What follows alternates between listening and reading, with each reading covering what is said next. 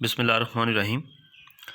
आज का हमारा आखिरी टेंस है फ्यूचर परफेक्ट कंटिन्यूस टेंस और टेंस नंबर 12 है हमारा।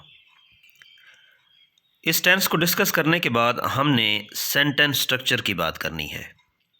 इन डिटेल ग्रामर को डिस्कस करेंगे, पार्ट्स ऑफ स्पीच को डिस्कस करेंगे, कुछ ग्रामर के रूल्स करके फिर ऐसे के स्ट्रक्चर पे आएंगे और फिर आर्टिकल रीडिंग और डेली बेस पे रिटन प्रैक्टिस। सो चलिए बात करते हैं इसके सैम्बल की। चूँकि फ्यूचर परफेक्ट है तो काम हो गया होगा और काम हो चुका होगा और काम जारी भी होगा। ऐसा कैसे हो सकता है कि काम जारी भी हो भी चुका हो? ठीक है, यहाँ काम मुकम्मल होगा, जारी होगा। ठीक हो गया। मिसाल के तौर पे मैं कहता हूँ कि वो 4 साल से अपना फ़र्ज़ अदा कर रहा होगा। अब रोज़ाना फ़र्ज़ अदा करता भी है, रोज़ाना अपना काम मुकम्मल भी करता है और कर भी रहा होगा। ठीक है, तो फ़िक्रे के एंड पे आप लोगों को मिलेगा रहा होगा, रही होगी, रहे होंगे।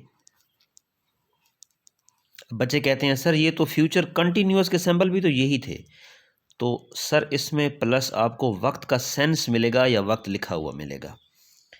ठीक हो गया, साथ में वक्त भी आएगा।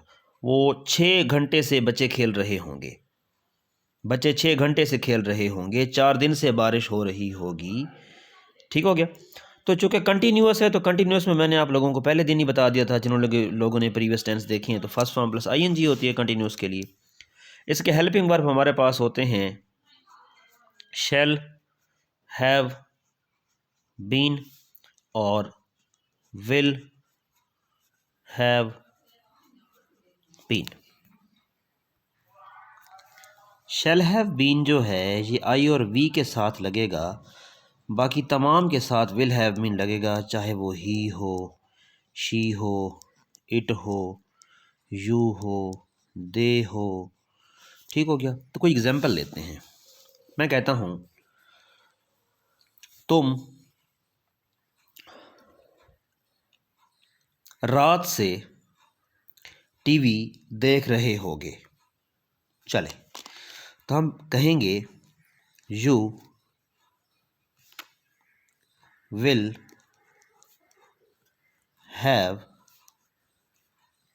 बीन। पहले सब्जेक्ट आएगा, you will have been watching, first form plus ING, subject आया, हेल्पिंग वर्ब आया, फर्स्ट फॉर्म प्लस आईएनजी आई, you will have been watching, आगे ऑब्जेक्ट आएगा, you will have been watching TV या टेलीविज़न लिख लें, you will have been watching TV.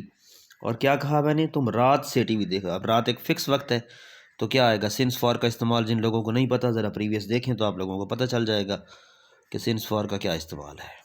ठीक हो गया जी। अगर वक्त का फ़िक्स आप लोगों को पता है तो सिंस लगता है, और वक्त का आप लोगों को नहीं पता तो हम फॉर लगाते हैं। मिसाल के तौर पे 2 दिन से बारिश हो रही है।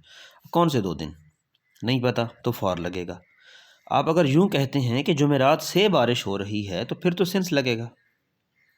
ठीक हो गया। अगर आप कहते हैं कि वो 6 घंटे से पढ़ रहा है, कौन से 6 घंटे नहीं पता। अगर आप कहते हैं कि वो 5 बजे से पढ़ रहा है तो 5 बजे एक फ़िक्स टाइम हो गया, तो फिर आएगा सिंस 5 o'clock। ठीक हो गया।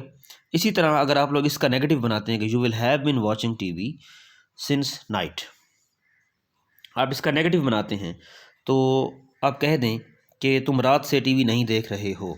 तो नेगेटिव कैसे बनेगा, बच्चों को नॉट लगाने का मसला होता है कि जी नॉट यहाँ पे आएगा, यहाँ पे आएगा, कहाँ पे आएगा। देखें जी, विल शैल के बाद आता होता है। तो आप कहेंगे you will not have been watching, you will not have been watching TV since night। ठीक हो गया। इसी का ज़रा इंटेरोगेटिव बना के देख लें।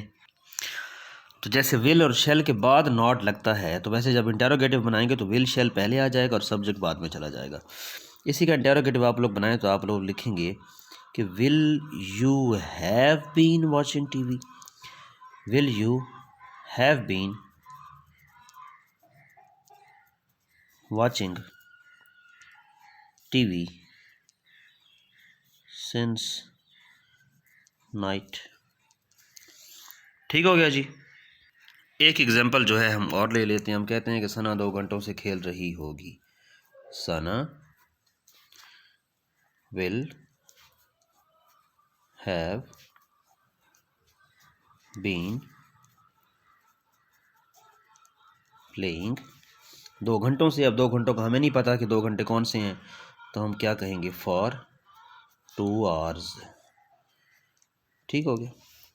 इसी तरह आप लोग जब इसका नेगेटिव बनाएंगे तो आप लोग क्या कहेंगे, Sana will not have been, Sana will not have been playing for 2 hours। इसी का इंटेरोगेटिव बनाएंगे तो बस ये सना को बाद में ले जाएं और सब्जेक्ट को पहले ले आएं, तो आप क्या कहेंगे कि will Sana have been playing, will Sana have been playing for 2 hours। क्या सना 2 घंटों से खेल रही होगी, और आगे इंटेरोगेटिव का लग जाएगा आप लोगों का साइन।